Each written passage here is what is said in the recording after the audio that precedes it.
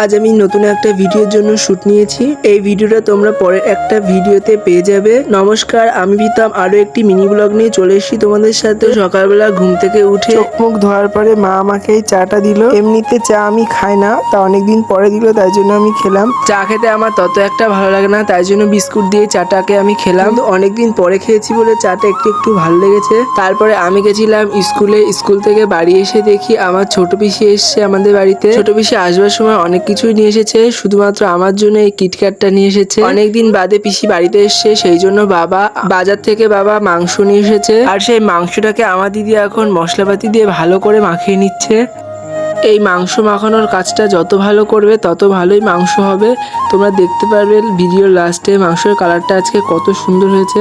আর এই দেখো মাংসের কালারটা কত সুন্দর হয়েছে, পুরো লাল টকটকে হয়েছে। আমি যতবার ভিডিওটা দেখছিলাম ততবারই আমার জিভে জল চলে আসছিল। আর আসলে সেদিনের মাংস রান্নাটা সত্যি খুব ভালো হয়েছিল। তো আমার ভিডিও যাদের যাদের ভালো লেগেছে তারা অবশ্যই আমার ভিডিওটাকে লাইক করে দাও আর চ্যানেলটাকে অবশ্যই সাবস্ক্রাইব করে দিও। আর রাতের জন্য মা এখানে বানাচ্ছে এখন রুটি, কারণ রাত্রেবেলা করতে অনেক কষ্ট হয়, সেজন্য মা এখনই করে রাখছে রুটিগুলো। আজকের মতো এইটুখানি, আবার দেখা হচ্ছে পরের একটা ব্লগে।